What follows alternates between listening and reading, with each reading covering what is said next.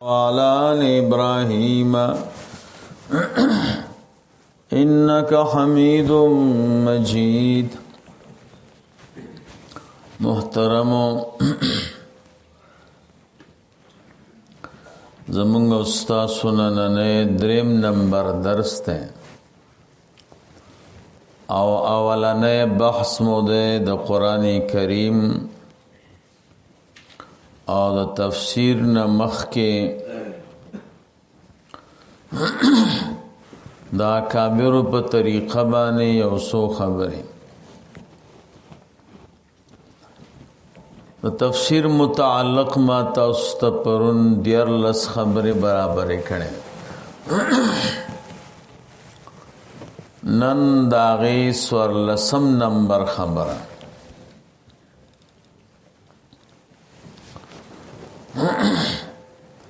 بیان د سورتونو د قرآن کریم د سورت متعلق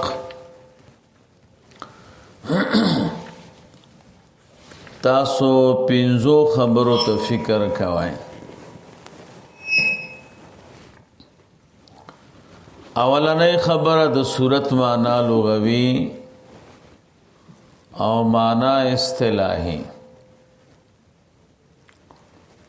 لغت کې د صورت متعدد معناګانې دي. درې پکې ډېر مشهور دي. وای صاحب د تهذیب اللغت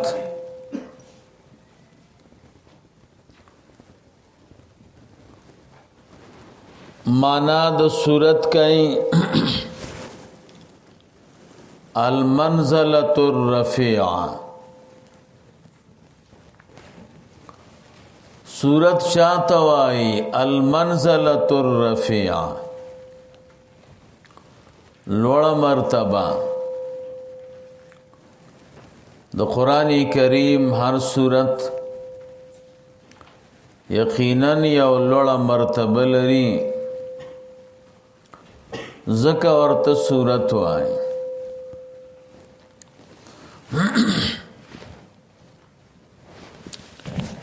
دویم معنا د صورت چې دا بقیت الشیء یو شی څوک استعمال کی او دا غین لګه حصہ پاتې شي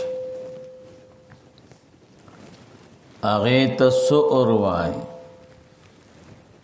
منګو تاسو ورته پس خورده وای. وای صورت د سؤر نه غستلې شوی دی. سؤر خو بقیت الشیء ته وای. نو صورت ته صورت ولې وای؟ دام د قرآن کریم یو حصہ ده کنه. دریم نمبر معنا د صورت لغتن و ادا مشتق ده من سور البلدنا. مخ کے زمانہ کے بد دے خارونو نا یولے دیوال تاؤ ما خام بس چل مر بور زیدہ نو دروازے بے بند کڑے د خار سوک چی باندې پاتیو هغه به باندیو او سوک چی نن بشوا بیننو سار بچل مر راو خط دروازې به خلاصواله. نو د ټول خار نه یو دیوال تاو او خار د یو قلا شکل لرو. دا کوم دیوال چې د ټول خار نه تاو دا جدار محیط دیتا بے سور البلد وی. قرآن کریم کے چه سورت ذکر دے نو چون کے داغا کلی او داغا خار لگے کم داغا کلی او داغا خار هغه دیوال خو په کلو په دکانونو په کورونو په قسمه قسم سامانونو باندې مشتملو نو سورت د قرآن کریم هم په کلماتو په جملو په آیاتونو باندې مشتمل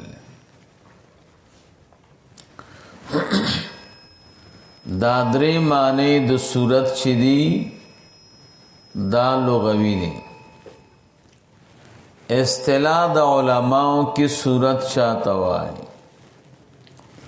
امام سیوطی رحمہ اللہ پدے موضوع خیستہ کتاب لکھل ہے الاتقان فی علوم القرآن اغیزے کہ امام سیوطی رحمہ اللہ فرمائے سورت چاہتا وای قرآن ذی آین دا قرآن دے دا آیاتونو خاون آیاتونو دی پکی ذی فاتحت و خاتمت فاتحم لری او خاتمم لری واقلها 3 آیات او اقل بیا 3 آیاتونو دی دا د صورت معنی اصطلاحی دویم نمبر خبره قرآن کریم په سورتونو باندې ولې تقسیم شي دې کې څه حکمت ده علما د دې 4 حکمتونه وایي یو حکمت د قرآن کریم تقسیم په سورتونو دا ده چې د خلکو باندې اسانتیا ده کنه دا که په سورتونو باندې تقسیم نه وای نو بیا با د خلکو د تلاوت سټاپ او زین معلومه ده کنه او چې کله قرآن کریم حصے شو او سورتونه شو نو خلکو ته آسان شو کنه دویم نمبر حکمت پکې دا ده لتشویق الناس على مدارسة القرآن چې د خلکو شوق پیدا شي د قرآن کریم د درس سره نن می دا صورت وی نن می دا صورت وی نن می دا وی نو قرآن کریم په سور باندې تقسیم شو د پاره د تشویق د خلکو د قرآن کریم په درس باندې دریم نمبر حکمت پکې دا ده چې هر صورت یو موضوع لري کنه یو موضوع لري چې په هغې باندې بحث کوي نو قرآن کریم کې خو ډېر موضوعات ذکر دي کدا په صورتونو تقسیم نه وای بیا خو معلومات نه کېده چې دې خبره باندې بحث تر کم ځای پورې ده او دې خبره باندې بحث تر کم ځای پورې ده نو دا هر صورت دلالت کوي په یو موضوع دې لپاره چې دلالت علی موضوع الحدیث کې نو ځکه قرآن کریم په سورتونو باندې تقسیم شي سلورم نمبر حکمت پکې علما دا وایي د قاری د خوشاله دلو د پاره او د قاری د چسکېدلو د پاره قاری سیم چې قرآن کریم یادای یا تلاوت کوي د بدن نسستی کله ختمي کله چې یو صورت ختم شي او بل شروع کی الکه وای دا صورت می ختم کا او دا صورت می شروع کا نو دې سره بدن نسستی ختم شي او چې یو کار نه ختميږي نو بیا کله چې د بدن نسستی ختميږي دا دو خبرې شوي ښا دریم نمبر خبره اقسام د سورو د قرآن کریم سورتونه دا 100 قسم باندې دي. نو د قرآن کریم سورتونه په اعتبار دا مضامین سره 4 قسم دي. اول نمبر ته السبع الطوال وای. و سورتونه د ټولو نه اوږده السبع الطوال. هغه و سورتونه کم یو دي؟ اول نمبر سورة البقره، دویم سورة آل عمران، دریم سورة النساء، سلورم سورة المائده، پنځم سورة الانعام، شپږم سورة الاعراف، اوم سورة الانفال. دا و سورتونه چې دي دا په قرآن کریم کې د ټولو نه اوږده سورتونه دي. دې ته السبع الطوال وای. دویم نمبر قسم هغې ته مئین وای. مئین هغه سورتونو ته وای چې د هغې آیاتونه 100 یا 100 ته نږدې وي. 100 سورتونه دي یا د 100 نه 100 ته نږدې دي. دا د سورة یونس نه واخله تر سورة الفاتحه پورې تقریبا 26 سورتونه دي. دې ته مئین وای. دریم نمبر قسم هغې ته مثانی وای. مثانی هغه سورتونو ته وای چې د دې حد مئینو ته نه رسي. د مئینو نه آیاتونه کمی، خو د مفصلاتو نه آیاتونه ډېري. دا سورتونه دا مثانی دا د سورة الفاتر نه واخله تر سورة القاف پورې 14 سورتونه جوړېږي. دې ته مثانی وای. څلورم نمبر مفصلات. مفصلاتو ته مفصلات ځکه وای چې دې کې فصل بین سورتین سریعا ده کنه.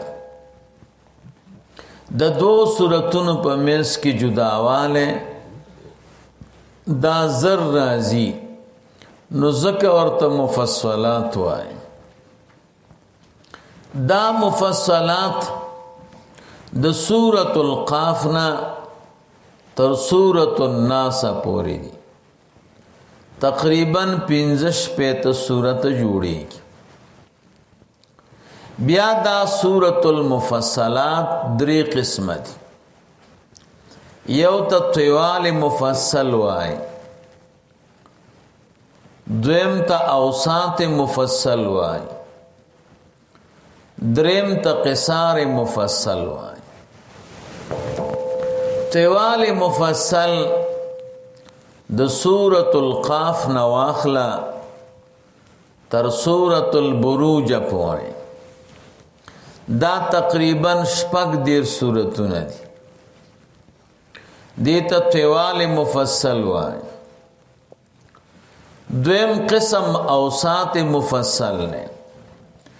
اوساط مفصل د سورة البروج نه واخله تر سورة البینه پورې تقریبا 14 سورتونه دي. دا 14 سورتونو ته اوساط مفصل وای. دریم نمبر قصار مفصل. قصار مفصل د سورة البینه نه واخله تر سورة الناس پورې دا 14 سورتونه دي.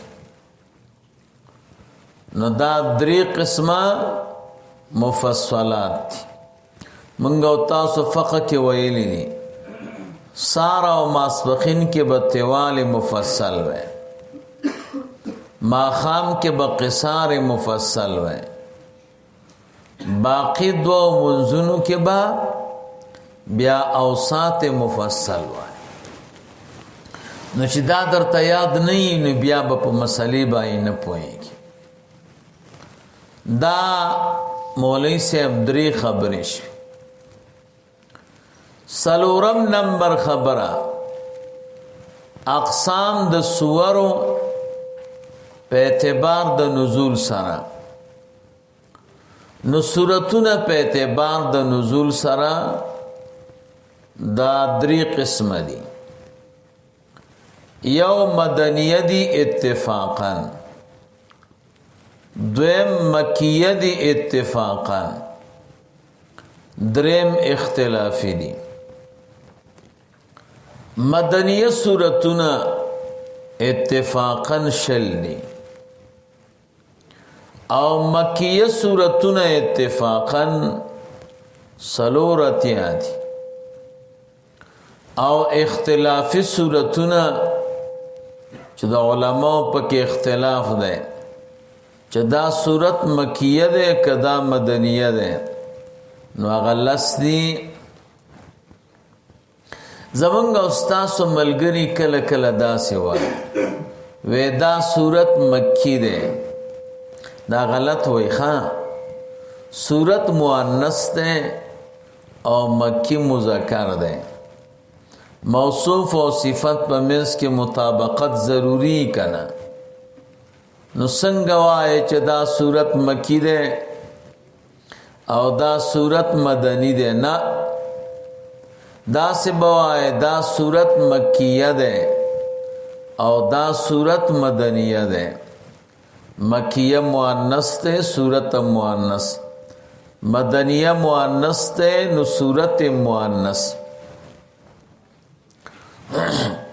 نو اغا سورتونه چې مدنیہ دی اتفاقا نغشل دی او اغا سورتونه چې اغا مکیہ دی اتفاقا نغا سلورتیا دی او اغا سورتونه چې پاغی کې اختلاف ده چې دا با مکیوی که دا با مدنیوی نو اغا لستی.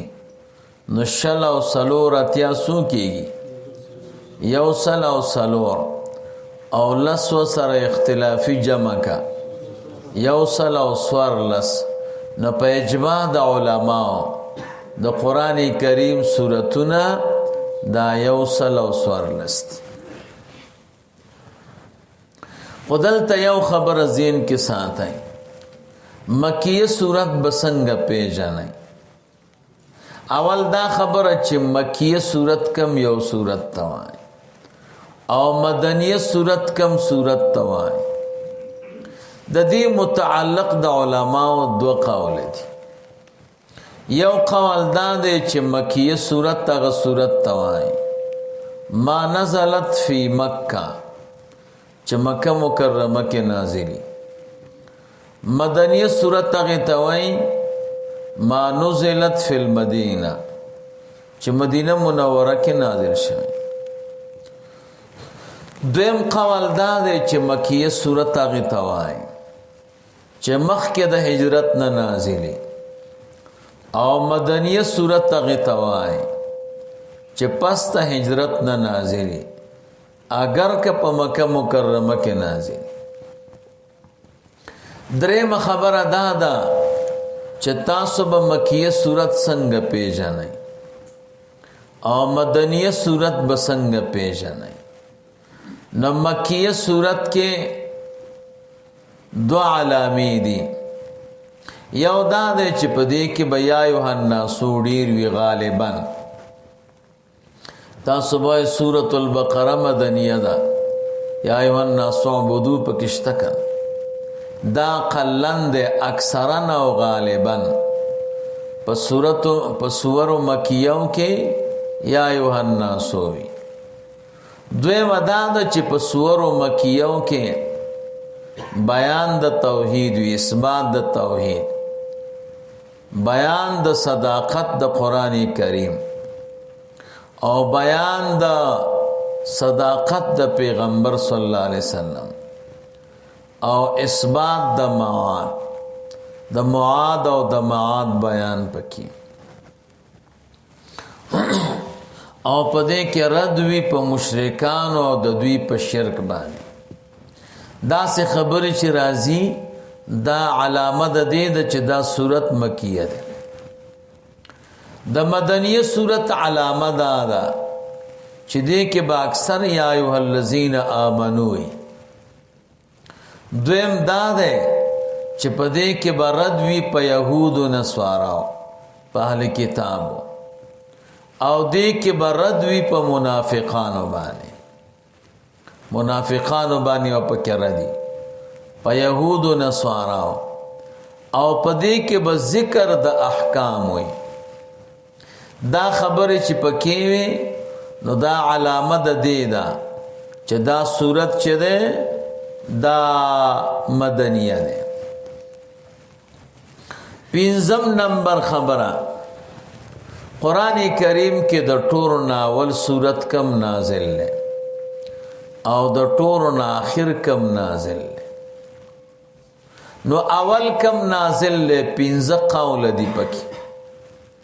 یو قول دا ده چې سورۃ اقرا باسم ربک الذی خلق، سورۃ العلق ورته وي، سورۃ اقرا ورته داول نازل. دویم قول دا ده چې سورۃ الفاتحه. دریم قول دا ده سورۃ المدثر. سلورم قول دا ده سورۃ المطففین او پنځم قول دا ده سورۃ البقره. دا 15 اقوال پکې ذکر دي چې اول ما نزل من السورة فی القرآن. نو دا 15 قول دي: سورۃ العلق، سورۃ الفاتحه، سورۃ المدثر او سورۃ المطففین، سورۃ البقره. د قرآن کریم د ټولو اخرنه سورت چې هغه نازل دی نو کم یو دی. نو پاغه کې 2 قول دي. یو قول دا دی سورۃ النصر اذا جاء نصر الله. دویم قول دی سورۃ المائده دا پکې نازل دی.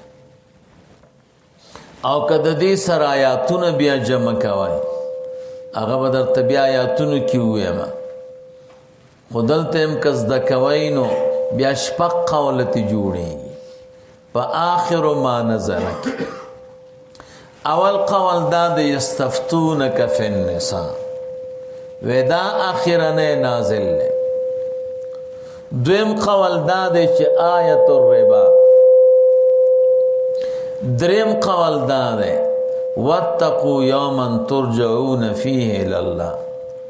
مفسرین وای د دې آیت د نزول نه بعد رسول الله مبارک صلی الله علیه وسلم یو اتیا ورځې حیات او بیا وفات شوه.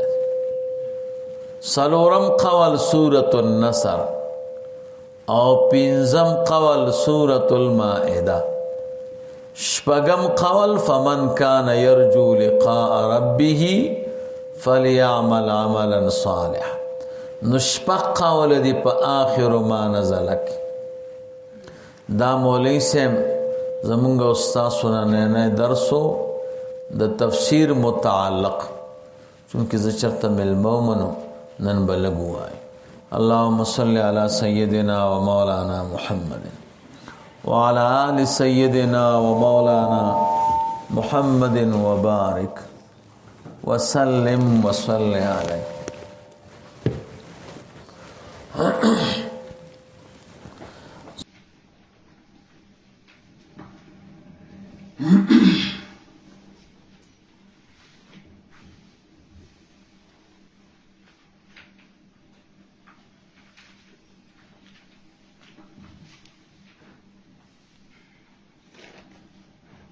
زمونږ استاسو اولانې بحث ته د تفسیر متعلق ما تاسو ته سوارلس خبرې کړې وې.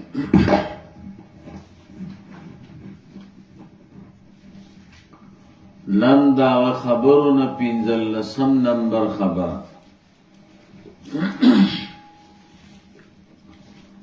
بیان د آیاتونو د قرآن کریم. الآیات جمع د آیتون دا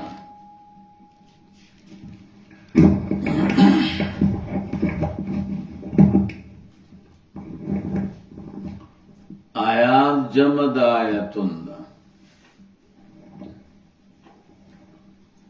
آیتون پاسل کی سنگا امام سیبوی رحمہ اللہ فرمائے آیتون پاسل کے ایتون دو یاگانے میں اول ساکن و ثانی متحرکہ دویم یا پالب بانے بدلشون و آیتون شو. علامہ خلیل رحمہ اللہ فرمائے چھ آیتون پاسل کے ایوتون دے وو او یا جمع شوی دی.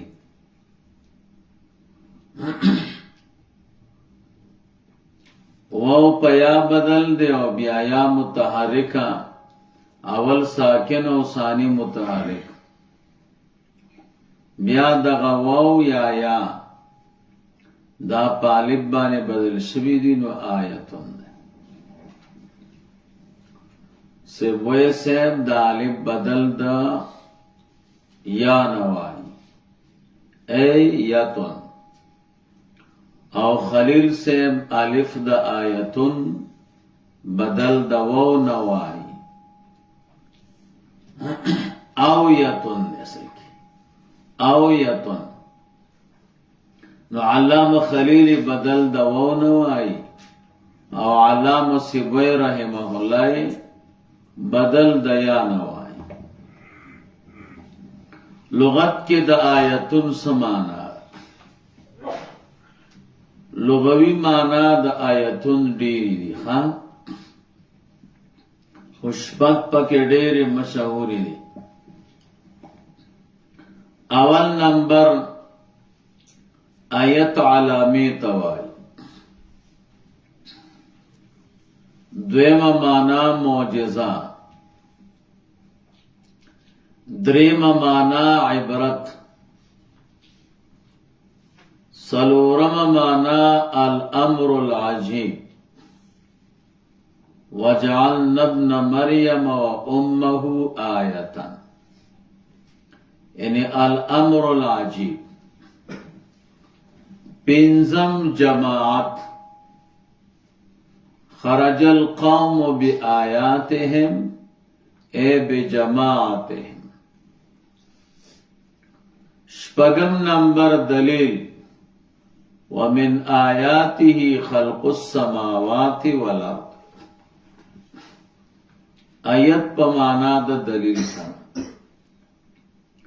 دا خوی مانا لغویوہ. اصطلاح دا علماء کی آیت چاہتا ہے. علماء علامہ سیوطی رحمہ اللہ آیت قرآن مرکب من جمل دا قرآن دے چی مرکب دے دا جملونا ولو تقدیرا اگر کخکار جملہ نخکاری خود تقدیرا جملوی. ذی مبدئن و منتہا خاون دا مبدیم دے او دا منتہام دے. مندرجتن تحت السورت چه دا سورت لاندے داخلی.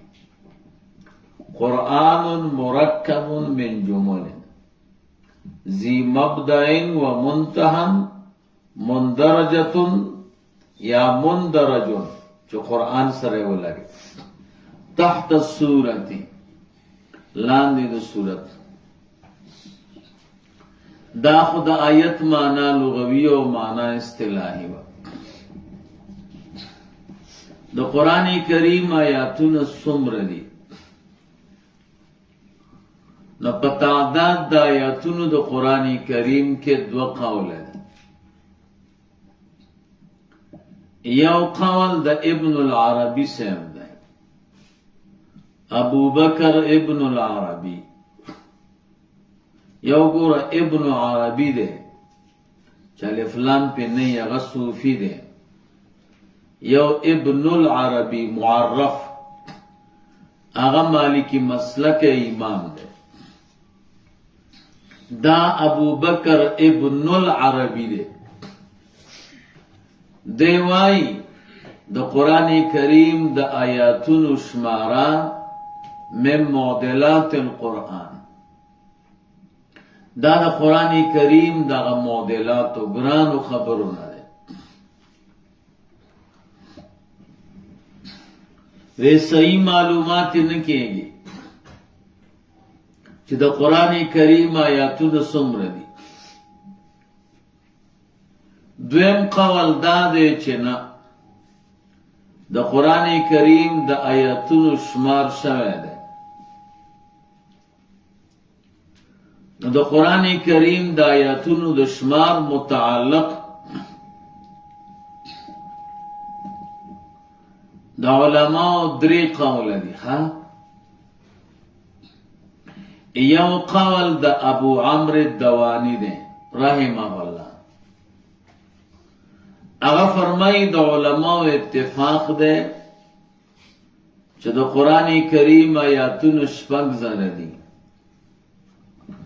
خو د شپږ زرو نه چې کم پورته دي د بیا په دې کې د علماء اختلاف دی تقریبا اووه قوله دي پکې یو قول دا دی چې د شپږ زرو نه 204 پی زیاد دی یعنی شپږ زره او 204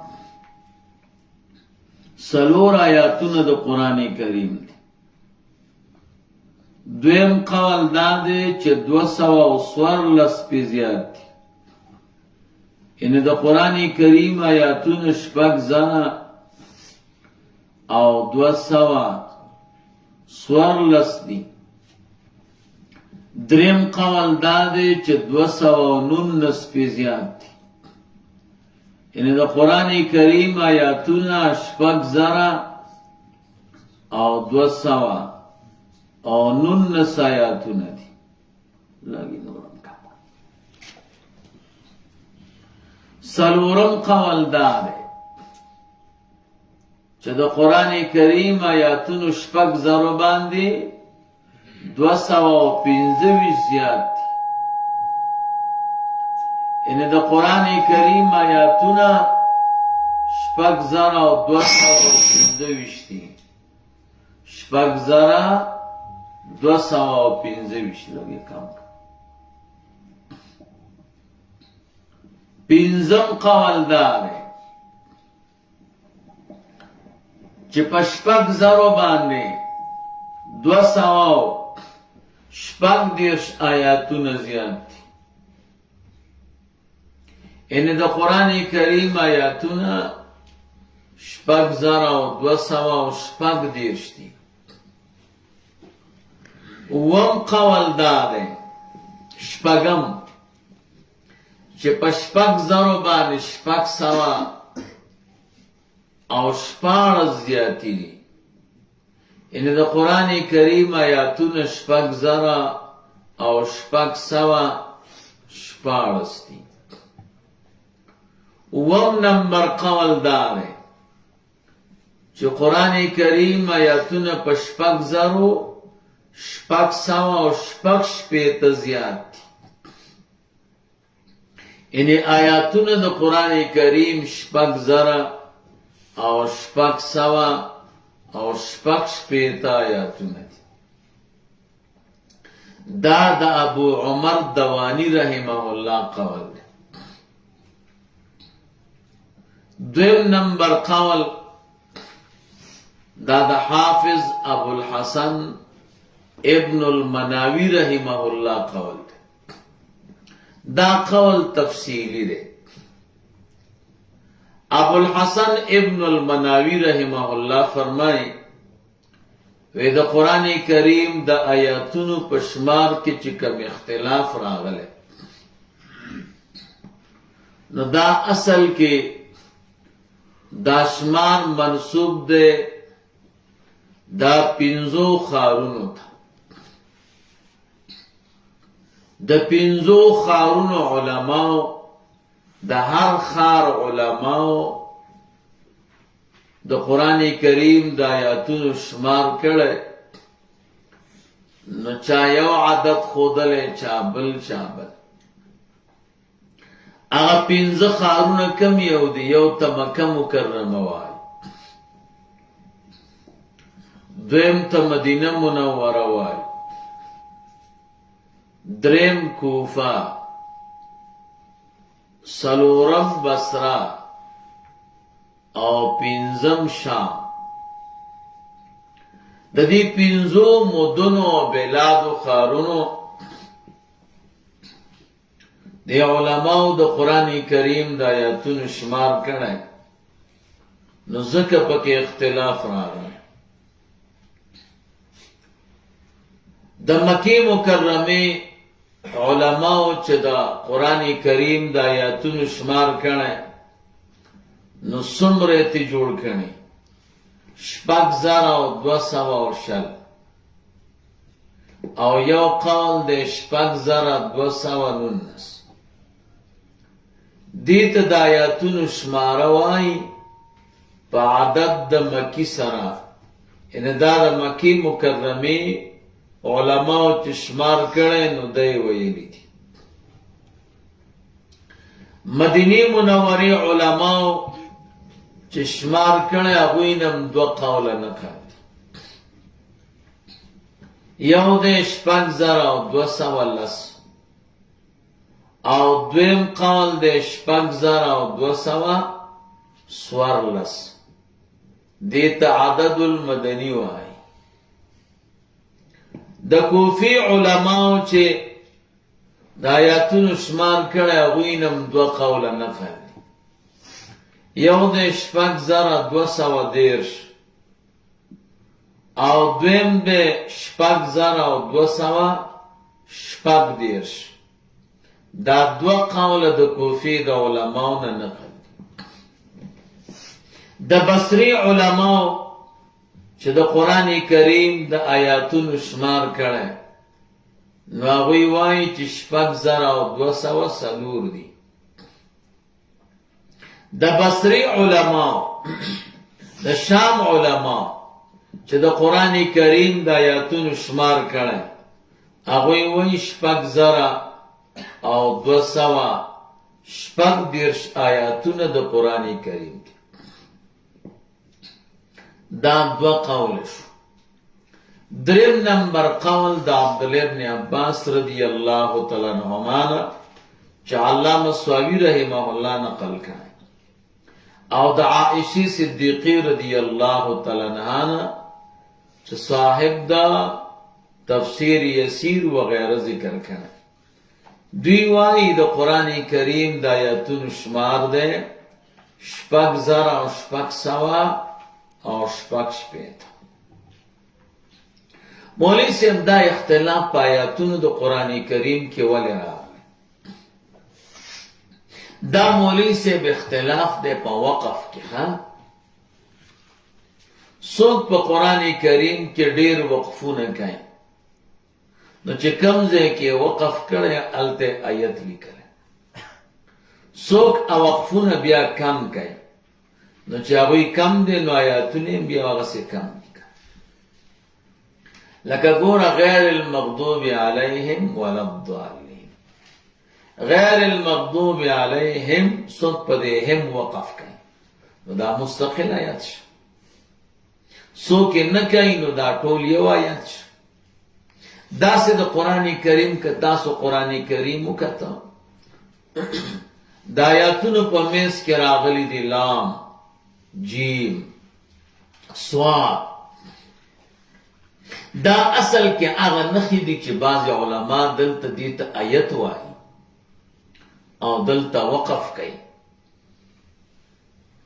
د آیاتونو د زیادت او د کمی مقصد دا نه دی چې نور آیاتونه ورسره یو ځای کوي غیر د دې قرآن کریم نه، او یا دې آیاتونو کې کمی کوي. نه، قرآن کریم خو محفوظ کتاب دی، دې کې کمی او زیادت نشته. دا د آیاتونو شماره چې زیاتیږي یا د آیاتونو شماره کمیږي دا په اعتبار د وقف سره. نو څوک یو آیت جوړی څوک په منځ کې وقف وکي نو د یو آیت نه دو آیتونه جوړ شي نو ځکه شمار زیاتیږي. دغه معنا دا پنځلسمه خبره. 14 نمبر خبره د قرآن کریم د کلماتو، د حرکاتو او د نقطو او د منازل متعلق. قرآن کریم کې څومره کلمات دي؟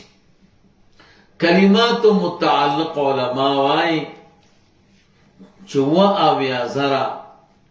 440 کلمات د قرآن کریم دي.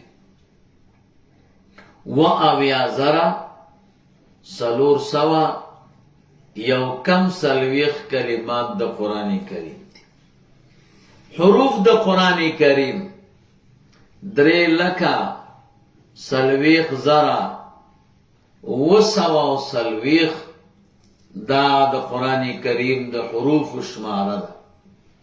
3,40,940 دا د قرآن کریم د حروف شماره ده.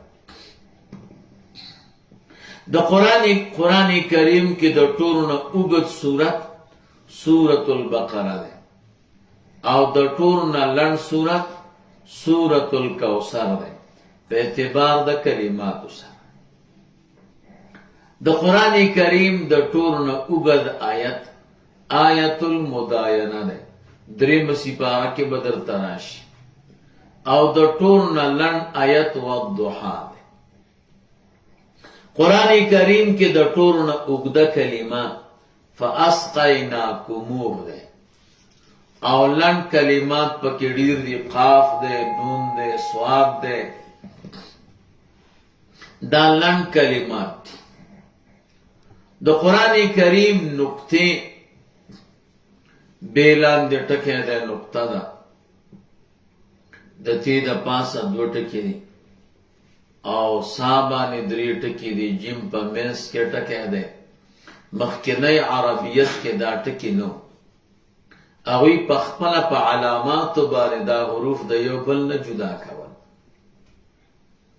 بیا د اسانتیا دپاره وروستو علماو نقطې ولګولې چې عام خلکو ته اسانه.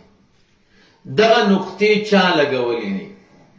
د دې متعلق د علماو 4 قوله دي. یو قول دا دی چې مشهور تابعی ابوالاسود دؤلی رحمه الله هغه ته حضرت علی رضی الله تعالی عنہ وی یا ورته زیاد ابن ابي سفیان وی چې قرآن کریم کې نقطې ولګوا چې عام خلق د با او د تا او د سا او د جیم او د ضاد او د زال او د زا په منځ کې فرق کولی شي او دا ورته آسان. نو دا قربانی او دا خدمت ابوالاسد اسود دؤلی رحمه الله کړه، یا ابوالاسد یا ابوالاسود. دویم قول دا دی چې دا خدمت حسن بصری رحمه الله کړه. 3 نمبر قول دا دی یو لوی عالم تیر شوی یحیی ابن یعمر رحمه الله داغه کړه.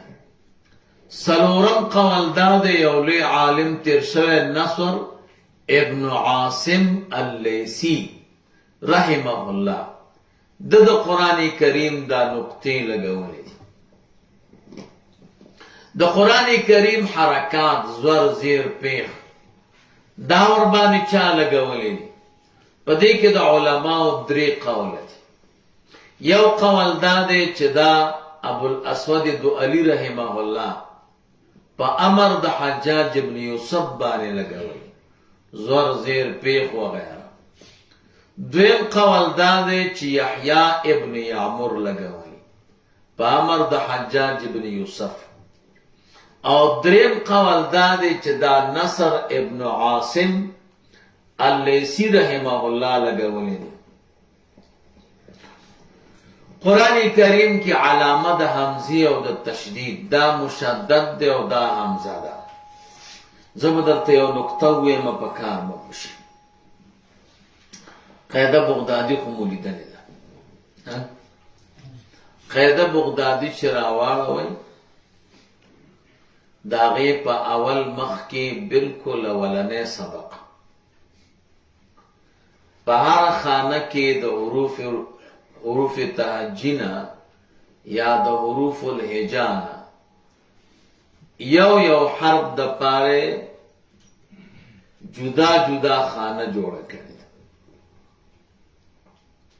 دیږي هر خانه کې یو حرف لګولې، خو یو خانه داسې ده چې پاغې کې دو حرف لګولې دي. هغې ته لا وایي. لام سره الف لیکلی ده. دا ولی که څوک وایي چې دا الف یې ورسره ځکه لیکلی دی چې داسې لام هم شته چې الف لري، دا غلطه ده. دا هر یو حرف سره الف لګیږي، د هغې دپاره وروستو جدا قاعده را روانه ده. علما وایي اصل کې دا لام نه دی، دا لام معنی دا ده چې ها هنا حرف لا صورت له. دې ځای کې یو حرف دی چې شکل نه لري. په دې حروفو کې دوه ډېر عجیبه دي. ګوره یو کتاب دی د ابجد العلوم په نوم باندې، هغه دې په دې حروفو باندې زبردست بحث کړ. د په دې حروفو کې دوه ډېر عجیبه دي. یو ته الف وایي او بل ته حمزه وایي. الف صورت لري خو مخرج نه لري، فنا فی المخرج. قاریان صاحبان هم وایي د جوف الدهن نه دا ادا کیږي، خو خاص معین مخرج ورته نه دی معلوم. څوک وایي د حروف حلقیو نه دی. او بل کمال پکې دا دی چې په الف باندې تلفظ نه کیږي، هوا غوندې ده. دویم عجیبه حرف پکې حمزه ده. حمزه خو مخرجم لري، د حروف حلقیو نه دی، خو شکل نه لري، صورت نه لري. حمزه کله کله په صورت د یا کې راځي، کله کله په صورت د واو کې، او کله کله په صورت د الف کې. استاد ته به څنګه معلومات کیږي چې دا یاد او کنه حمزه د دې په صورت کې راغلی ده، دا واو دی کنه حمزه د دې په صورت کې راغلی ده، دا الف دی که حمزه د دې په صورت کې راغلی ده. نو علما د فرق د پاره چې خپل یا وپېژني او هغه حمزه وپېژني چې په صورت د یا کې دی، یوه نښه ورباندې کوي د عین مبتر. یو عین دی لکۍ ته پرېږده، موږ او تاسو ساده پښتو کې ورته ګوډی الف وایو. دا ګوډی الف نه دی، دا عین دی، خو د دې نه لکۍ پرېږده، دې ته عین مبتر وایي. دا علامه ده په هغه یا باندې چې د دې یا په صورت کې حمزه راغلی لکه سیئا نو دا یا ده دا اصل کې حمزه ده خو په صورت د یا کې راغلی نو دا معلومات او د پوی د پاره پیدا عین مبتر لګاو چې تا تور باندې پوښ یا کله کله دا حمزه په صورت د واو کې راشي یؤمنون بالغیب الته ور باندې عین مبتر لګې چې تا ته معلومات شي چې دا ګوره واو نه ده بلکې دا حمزه ده خو په صورت د واو کې راغلی نو دا عین مبتر علامه ده په هغه حمزې چې په صورت د واو کې راځي او یا په صورت د یا کې راځي ځکه خپل شکل نه لري نو الته د لا معنا دا د چې ها هنا حرف لا صورت له دې مقام کې یو حرف ده چې صورت نشته نو دغه د حمزې والا علامه چې دا واو ده واو نه ده بلکې دا حمزه ده او په صورت د واو کې راغلی ده او دا مشدد ده هغه درې غاښونه چې لګای علامه د تشدید او علامه د حمزې چا لګولې ده په قرآن کریم کې دا خلیل ابن احمد رحمه الله دا خدمت ده کړی منازل د قرآن کریم د دې څه مقصد دی تاسو چې قرآن کریم وګورئ و منزل دی دا مولوی صاحب اصل کې دا اندازه د قرأت د صحابه کرام او د تابعین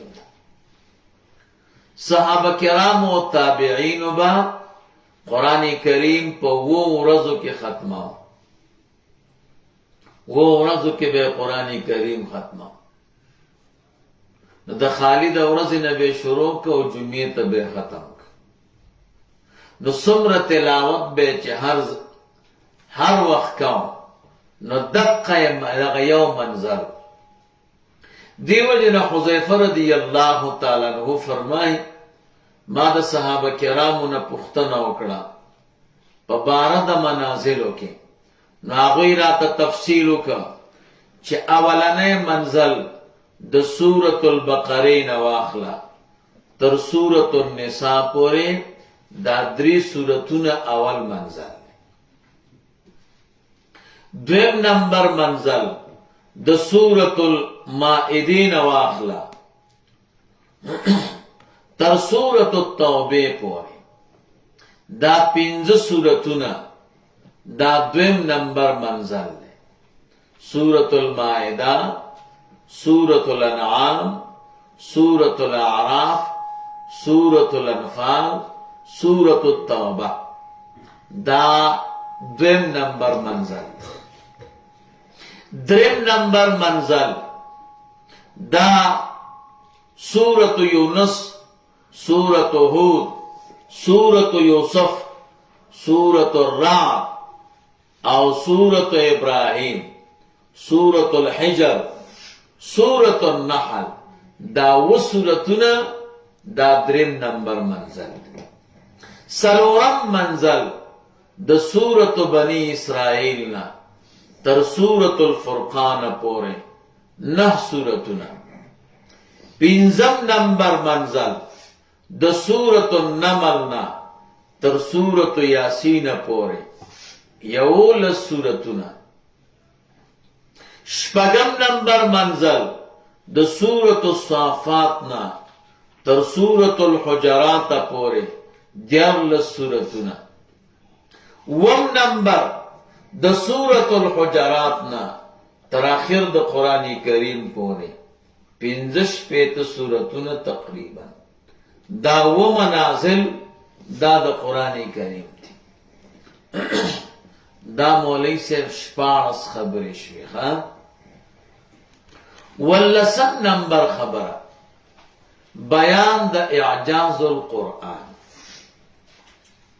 قرآن کریم یو معجز کتاب ده د قرآن کریم په مقابله کې څوک عبارت او عربي نشي جوړولی. هر پیغمبر چې الله تعالی را لېږلی نو هغه زمانه کې چې د کوم شي چرچا او د کوم شي جوش به داسې معجزه به هغه پیغمبر ته ورکړه چې د هغوی هغه جوش او جذبه به یې ختمه کړه. لکه د موسی علیه السلام زمانه کې د سحر چرچا نو داسې معجزه یې ورکړه چې ټول ساحران یې حیران. عیسی علیہ السلام زمانہ کې د طب او د ډاکټرۍ چرچا او جوشو داسې معجزه ورکړه چې ډاکټران یې حیران. مورزادي ړوند به الله تعالی روغا، برګي مرض والا چې اوس هم چا سره علاج نشته. رسول الله مبارک صلی الله علیه وسلم زمانہ کې د فصاحت او د بلاغت چرچا عادت داو چې ډېر لوی شاعران او فصحا او بلغا پکې وو. کله به چې یو عبارت یو شعر جوړ کړ نو کعبه مبارکې په دیوال باندې به ځوړند، بیا به نور شاعران راتله د هغې مقابله کې به شعر لیکه. کله چې سورة الکوثر نازل شو رسول الله مبارک صلی الله علیه وسلم ابو بکر صدیق رضی اللہ تعالی عنہ ته ورکړ، وېدا د کعبې مبارکې په دیوال باندې ځوړند. چې ځوړند دی که هغه وخت کې لوی شاعر و لبید ابن ربیعه هغه راغی او دې کاغذ ته وکته، ډېر فکر یې وکړ چې د دې مقابله کې به زه څه جوړ کړم. خو هوښیار سړی و پوه شو چې نه کېږي. لاندې ولیکل انا اعطیناک الکوثر فصل لربک وانحر ان شانئک هو الابتر. لاندې ولیکل والله ما هذا قول البشر ان هو الا خالق القوا والقدر. قسم دې که دا د بشر قول. اهل مکه ته الله تعالی چیلنج ورکړ. سورة بنی اسرائیل کے بدر تراش قل لئن اجتمعت الانس والجن على ان يأتوا بمثل هذا القرآن لا يأتون بمثله ولو كان بعضهم لبعض ظهيرا. زما پیغمبر دوی ته اعلان وکړه کدا ټول انسانان او پیریان راجم شي او کوشش وکړي چې د قرآن کریم په مثل راتګ وکړي، نشي راوړلی اگر که د یو بل امدادیان ولی نه. دا چلن چې اهل مکه ته ورسېده هیڅ یې جواب ونه کړ چې زه به یې جوړ کړم. نو دویم چلنج راغی د سورة الهود، زه چې ټول قرآن کریم مثل نشي راوړی فاتو بعشر سور مثلی، لس سورتونه خو راوړئ که نه. د دې چلنج نه بعد هم اهل مکه غلي شو. نو بیا د سورة یونس چلنج راغی فاتو بسورة مثله، یو سورت راوړئ په مثل د قرآن کریم. نو چې د دې نه هم غلي شو نو د سورة البقرې 4 نمبر چلنج راغی فاتو بسورة من مثله، زی په یو لږ سورت راوړئ د مثل د قرآن کریم. مولوی صاحب اهل مکه راجمع شو او دې ولید ته یې وویل چې قرآن کریم موږ ته بیا بیا چیلنج راکوي، موږ به ستا ټوله خرچه برداشت کړو خو د قرآن کریم مثل راوړه. هغه ورته ویل صحیح ده. وی څومره وخت کې به دا کار وکړي؟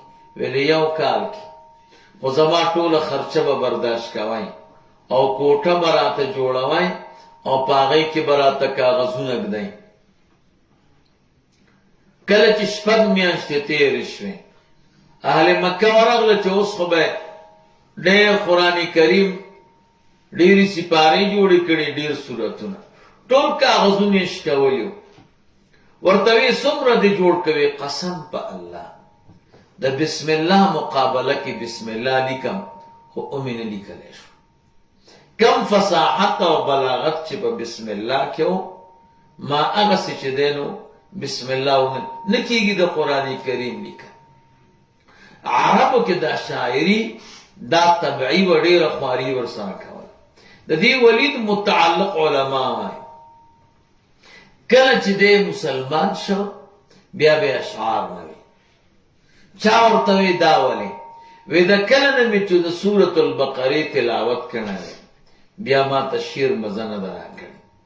دې کې چې کوم فصاحت دی هغسې فصاحت زمونږ په اشعارو کې کله دا دشمنانو دی راونیوه مړ کړم. بیا ورته وویې د دشمنانو ته چې کله ما مړ کوئ نو یو وعده را سره وکړئ. کله مو مړ کړم نو زما په کور به تېرېږئ او نیم بیت به وایئ یا بنت لبید ان اباکما اے د لبید لورګانو بېشک ستاسو پلار. هغه وی ډېره ښه ده. عربو کې ایفاء العهد په وعدې پورهوالی ډېر رایج و. کله چې ولید مړ کړ او دا دوه قاتلان د ده د کور مخې ته تېرېده. د هغه یوه لور وی باندې راوتلې وه او دسماتې ته وړه لورې ورته یو غاږ وکړ یا بنتا لبیدن ان اباکما. هغې منډه کړه او کور کې چغې کړې مقتول والقاتلان قد اتاکما. پلار مو مړ دی او قاتلان راغلي دي. خلک راووتو او قاتلان یې ونیو. قاتلان ورته وی څه نه معلومه کړل دا بیت مو سره ولګاو. وی د دې نیم بیتي سره بل نیم بیتی لګېږي نه بغیر د دې نه. یا بنتا لبید ان اباکما مقتول والقاتلان قد اتاکم. نو قرآن کریم معجز کتاب. یو اسې خبرې کول دي ښه اسې خبرې خو جدا مسله ده. عربي جوړول دي. مسیلمة الکذاب ته چا وویې هغه د پیغمبرۍ دعوه کړې چې رسول الله مبارک صلی الله علیه وسلم باندې سورة الکوثر نازل دی. هغه وی نبی علیہ السلام ته چې کومه ملایکه وحی راوړي د هغه نوم جبریل دی او ما ته چې کومه ملایکه وحی راوړي د هغې نوم عبدالرحمن دی. وی هغه ته سورة الکوثر راوړی وی ما ته سورة الجوهر راوړی. انا اعطیناک الکوثر هغه وی انا اعطیناک الجواهر فصل لربک وجاهر ان شانئک هو الکافر. او د دې او د هغې په منځ کې معنا کې څه فرق دی. ته کوثر ته وګوره او جواهرو ته. چا ورته وی سورة عادیات نازل دی. والعادیات ضبحا فالموریات قدحا فالمغیرات صبحا. وما ته سورة الطاحنات نازل دی. والطاحنات طحنا والعاجنات عجنا والخابزات خبزا فالآکلات اکل. د دې او د هغې په منځ کې څومره فرق دی. د ده په زمانه کې یوې ښځې هم د پیغمبرۍ دعوه کړې وه ښه سجینو. دې وې زه پیغمبر یم ښځې وې زه پیغمبر یم. د دواړو ښه ډېرو امتیانو مناظره یې مقرر کړه مولوي صاحب په یو ډاګه کې او زنده‌باد او د مرداباد چغې وې. د سجي امتیانې مړاغلې او د مسیلمة الکذاب. وی مناظره به چېرته کوئ خیمه کې به خلک چغې وایي خیمه کې دواړه دننه شو سجي او مسیلمة الکذاب. مسیلمه خو ډېر پالفلام و. دې ښځې ورته وی ته بحث شروع کړې اول که زه. دې مسیلمه ورته وی ښځې ورته عزت ته شروع کړه. هغه وی سبحان من خلق الرجال رجالا سبحان من خلق الرجال رجالا والنساء نساء فالرجل اذا دخل دخل واذا خرج خرج. دا خطرناک خبرې چې ورته وکړي هغه ښځې ورته وی واده به وکړو که نه دومره قمه کوو. نو دواړو واده وکړه په خیمه کې. ایبان دی خلق چغی وی د زندآباد او د مردآباد دی پروگرام سم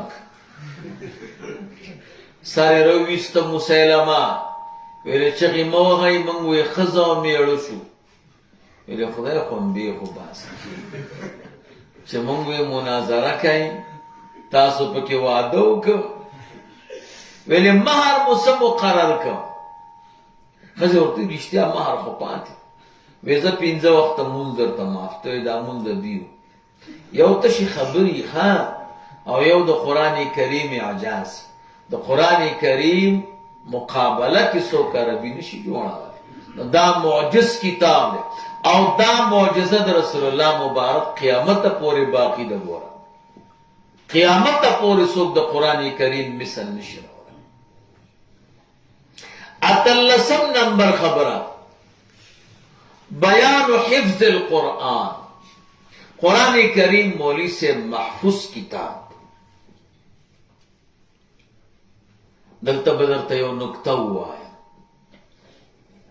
نکتہ دا چی دا قرآن کریم نخو محکم کتابونا تیشو سمر کتابونا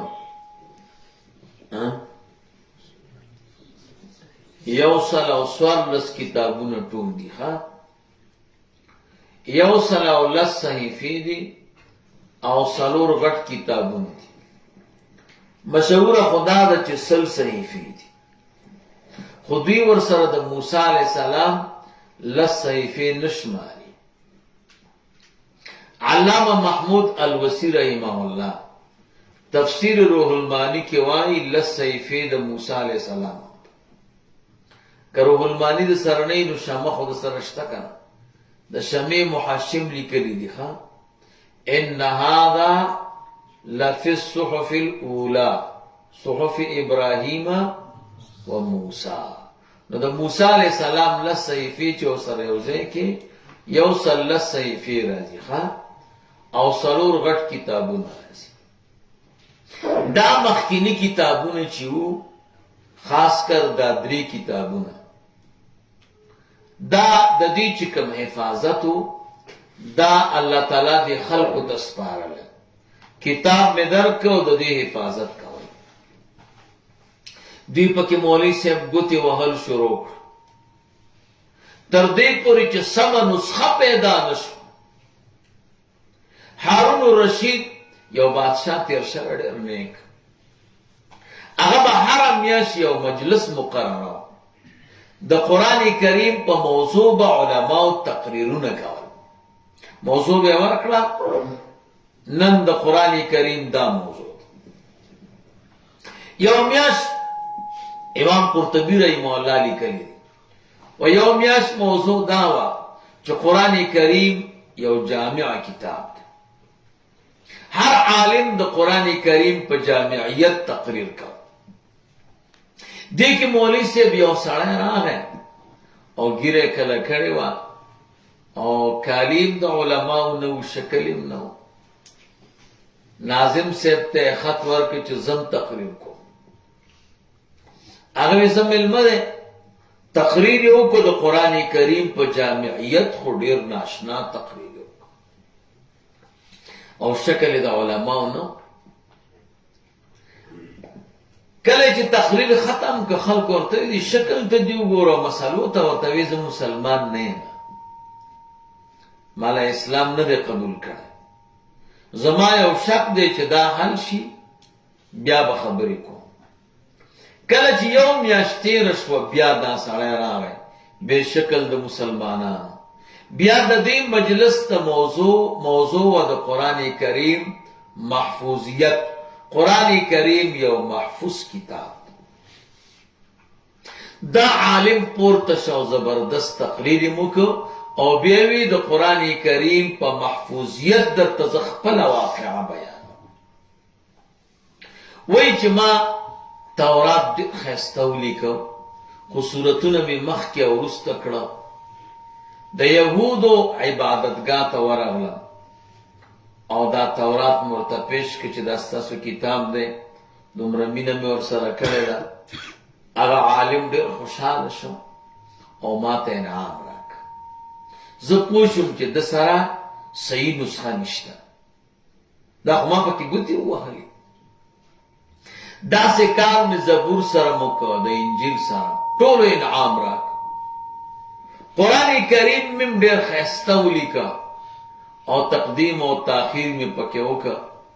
جومات ته لاړم او عالم ته مې ویوړه چې ستاسو کتاب خدمت مې کړی. هغه چې وکته چې سورتونه ټول یو نه مخکې او وروستو والکه دا څنګه قرآن کریم دی لیکه، کینه چې انعام درک.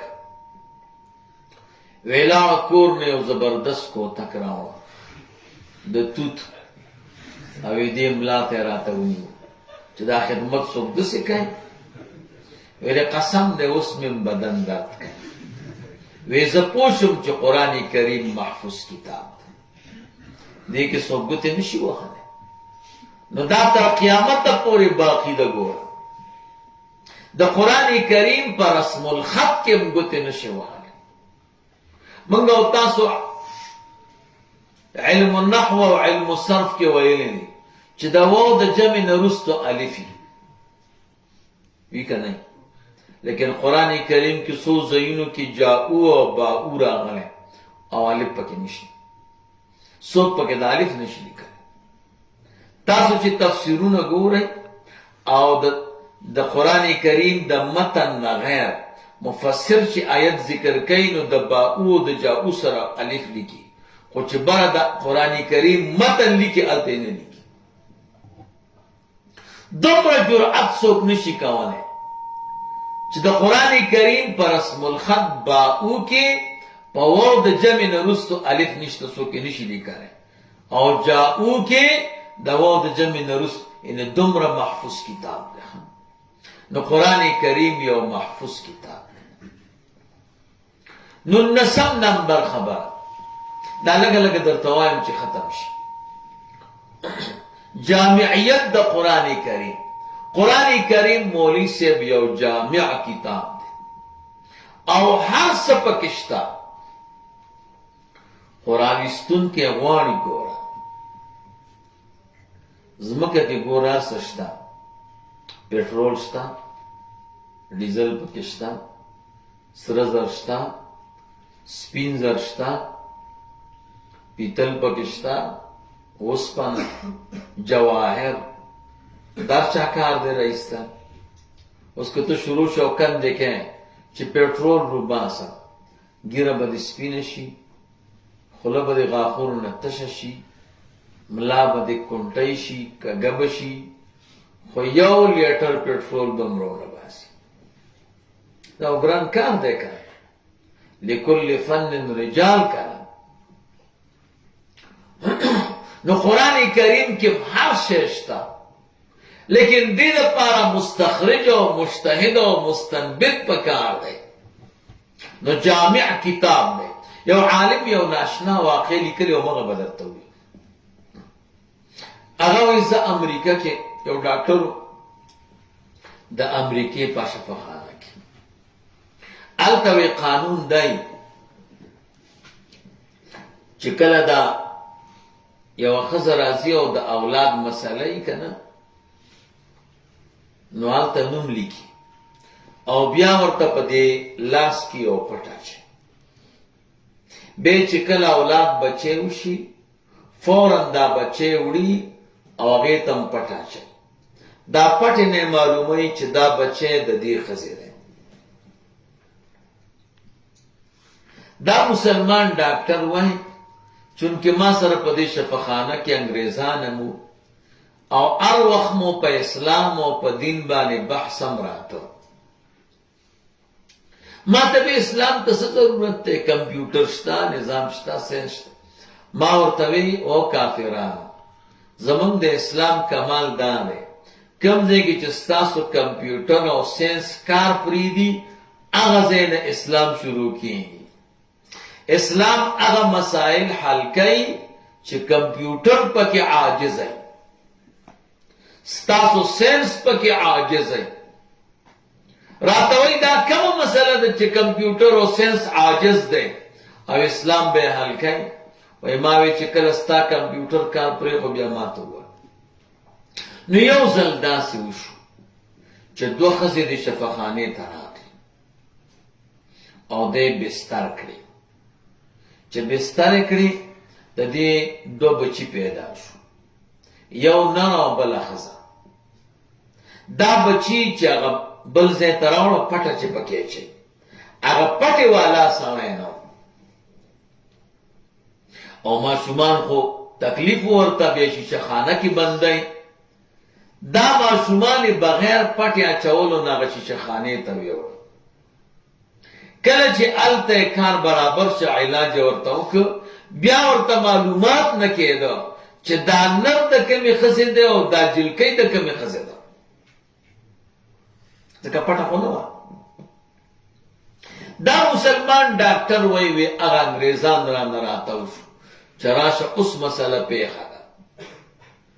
ته وی چې کوم ځای کې کمپیوټر او ساینس کار پرېږدي نو اسلام یې حل کوي. اوس به څنګه حل کوي؟ ما ورته وی اسلام او دین کې ټولې مسلې شته، خو اگر که ما ته نه دي معلوم، زه به یو اسلامي مدرسې ته زنګ ووهم، رنګ به وکړم. نو وی مصر ته مې زنګ ووهم، جامع ازهر ته، او د عالم نه مې پوښتنه وکړه. راته وی قرآن کریم کې یو آیت دی، فللذکر مثل حظ الانثیین. وای ما وی بس پوه شو. انګریزانو ته مې وی راځئ چې اوس یې معلوم کړو. د دې دواړو ښځو شودې مې راواغستې او په لیبارټرۍ کې مې چک کړې. یو کې دا ویټامینز ډبل او یو کې سنګل. وای ما وی دا کم کې چې ډبل دي دا د دې هلک مور ده، او دا چې کم کې سنګل دي دا د جلکۍ مور ده. راته دا ولې؟ وای ما وی الله فرمایي فللذکر مثل حظ الانثیین، نر د پاره د دوو جلکیانو حصه ده. نو الله تعالی په دې طاقت کې ورته په دې شودو کې دوه طاقته لګولي. وی راته وی چې یقینا قرآن کریم یو جامع کتاب دی او ستاسو دین کې هر څه موجود دی. نو قرآن کریم یو جامع کتاب دی، هر شی پکې شته. ګوره خو مستنبط او مستخرج غواړي، دا هر چا کار نه دی. زمونږ او ستاسو ملګري چې وایي چې تقلید ته ائمو ته ضرورت نشته، نو دا پوهیږي نه چې تقلید او ائمو ته ضرورت نشته. نو بیا کور کې چې کویې کنې نو دا بور والا ورته ولې راولي؟ دا سا والا خو خپله کندې کوه کنه. چې ورته ضرورت نشته نو تعمیرات دا استاذ ورته ولې راولي؟ دا خو بغیر د استاذ نه کېږي. دی وی دغه عربي ده او دغه معنا ده او دغه حدیث ته او ده هلکه په اسبابو نه کېږي تر څو پورې چې استاذ نه وي. نو قرآن کریم یو جامع کتاب دی. شلم نمبر خبره بیان د جمع القرآن، د قرآن کریم د جمع مطالعه. قرآن کریم باندې درې ادوار راغلي دي، درې دورونه. یو د رسول الله مبارک صلی الله علیه وسلم زمانه، نبی علیہ الصلوۃ والسلام زمانه کې به چې د قرآن کریم آیت نازل شو نو صحابو کې کاتبین د وحی هغوی به دا قرآن کریم لیکه. چا سره به هډوکې وه، چا سره به د ونې پوستکې وه، چا سره به کاغذ و، چا سره به د سرمن یوه عیسه وه. ټول قرآن کریم د یو صحابي سره نه و. چا سره یو صورت، چا سره دو صورته، چا سره درې، چا سره یو آیت، چا سره دو آیتونه. د حضور په زمانه کې داسې و، داسې کتابي شکل کې قرآن کریم نه. کله چې رسول الله مبارک صلی الله علیه وسلم وفات شو او زمانه د حضرت ابوبکر صدیق رضی الله تعالی عنہ راغی، دا دویم نمبر دور دی. نو انسانان څلور قسم شو. یو خالص کافران، دویم مخلص مومنان، دریم مرتد شو، څلورم مانعین د زکات. کم چې خالص کافران او سره خود مخکې نه جهاد روان، کم چې مخلصان مؤمنان او خاصم مؤمنان، کم چې مرتد شو یو، او کم چې زکات نه انکار کو، یې د سره انکار کو، یوی من شرعي حاکم ته زکات نه ورکو. نو ابو بکر صدیق رضی الله تعالی عنہ دغه دوه ډلو سره جنگ شروع کړ. نو په دې جنگونو کې یو جنگ د یمامین دی. یمامه کې دې جنگ کې اویا صحابه کرام چې حافظان د قرآن کریم دا پکې شهیدان شو. نو عمر فاروق رضی الله تعالی عنہ سره فکر پیدا شو. ابو بکر صدیق رضی الله تعالی عنہ تراغ ورتوی فرمایل چې ابو بکر یمامه کې اویا حافظان شهیدان شو.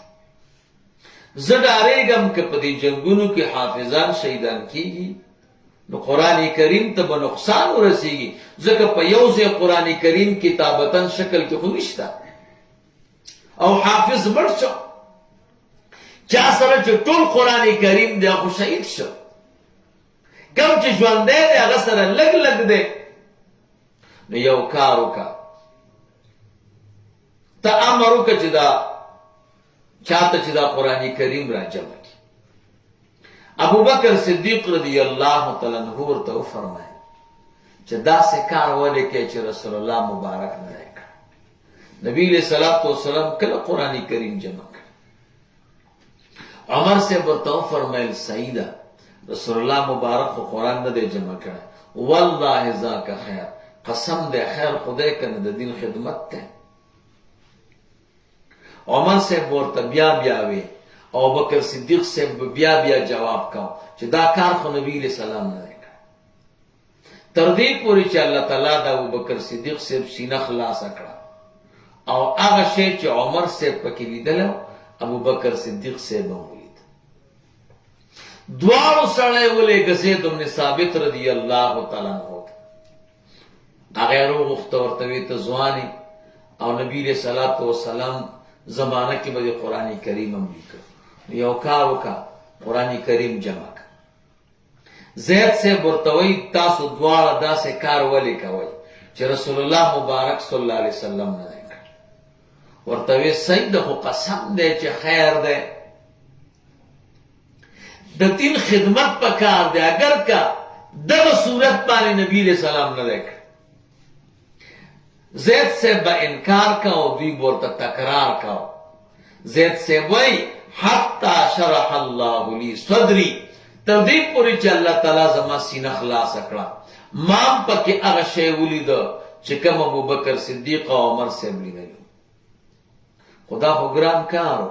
فوالله لو کلفونی نقل جبل من الجبال، که زی مکلف کړه په دې چې یو غر د یو ځای نه بل ځای ته یوسم، ما کان اسخل علی مما کلفونی به من جمع القرآن، دا برا باندې درون نو د دین چې د قرآن کریم زی په جمع کولو باندې زه مکلف.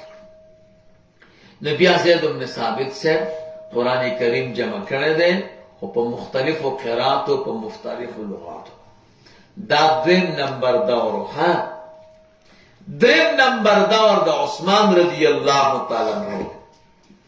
عثمان رضی الله تعالی عنہ زمانہ کې کله چې عراق فتح شو او آذربایجان او ارمنیا دی کې جنگونه روان، نو د صحابه کرامو په منځ کې اختلاف راغی په لغاتو، او داسې اختلاف راغی چې قریبه و چې یو بلې وجلی وی او شهیدان کړه. نو حذیفه رضی الله تعالی عنہ مدینی منورې ته راغی او عثمان صاحب ته وفرمایل تا سره خو د نورو کافرانو غم دی او د ملکونو دا چې کوم شته مسلمانان دي دوی اختلاف جوړ کړی، وی ولې وی د قرآن کریم په یو لغت راجم. نبی عثمان رضی الله تعالی عنہ سړی ولېږه ام المؤمنین حضرت حفصی رضی الله تعالی عنہ چې تا سره د قرآن کریم نسخې دي هغه راوړه او چې موږ ته خپل لیکلو کو بیا به درکو. هغه ورته راوړو، نو بیا سلور صحابه کرام کینول. یو زید بن ثابت رضی اللہ تعالی، دویم عبداللہ بن زبیر رضی اللہ تعالی عنہما، دریم سعید بن العاص رضی اللہ تعالی، او سلورم عبد الرحمن ابن الحارث ابن هشام رضی اللہ تعالی. ورتوی کینی دا قرآن کریم پا یو لغت راجم کی پا یو حرف. او کلمو چی اختلاف راغے نو لغت تو قریشو تو ترجیح ورک. نبی دے پا یو لغت نامونگا و تاثر چی کم قرآن کریم دے دا دغا سلور صحابہ کرام خواری دا دا عثمان سے پا امر بانے. نبی مولی سے وہ نسخے ولی کلی خواہ او وہ کلو تو علاقو تے ولی گلی. یو نسخے مکی مکرمی تا ولی گلا، دویم شام تا، دریم یمن تا، سلورم بحرین تا، پینزم بصری تا، او شپگم کوفی تا، یوے مدینہ منورہ کے پریخ. نو دا دی طریقہ بانے قرآن کریم را جمع دے. دی تا مسئلہ دا جمع القرآن وی. یوشتم نمبر مسئلہ بیان دا مضامین دا قرآن کریم. قرآن کریم کی سب بیانے دی کہ دا علماء دو قول دی. یو دا شاہ منصور بابا جی رحمہ اللہ قول اگوی قرآن کریم کی سلور خبری بیانے. یو تا مضمون دا خالقیت وائی، دویم تا مضمون دا ربوبیت وائی، دریم تا مضمون دا برکت وائی، سلورم تا مضمون دا احوال و دا قیامت وائی. غٹ خبری پا قرآن کریم کے دا سلور دی: خالقیت، ربوبیت، برکت او احوال دا قیامت. دا سورة الفاتحین تر سورة الانعام پوری بیان دا خالقیت، دا سورة الانعام نا تر سورة الکہف پوری بیان دا ربوبیت، دا سورة الکہف نا تر سورة السبا پوری بیان دا برکت، او دا سورة السبا نا تر آخر دا قرآن کریم پوری بیان دا احوالو دا قیامت. دویم قول دارے چی قرآن کریم کے اتخ مضامین بیانی، اتخ خبری. اول نمبر توحید، دویم نمبر رسالت، دریم بیان دا قیامت، سلورم تخویف، پینزم بشارت، شپگم احکام، وم جہاد، او اتم انفاق فی سبیل اللہ. دا اتم مضامین پا قرآن کریم کے بیانی. اللہم صلی علی سیدنا و مولانا محمد وعلی آل سیدنا و مولانا محمد وبارک وسلم.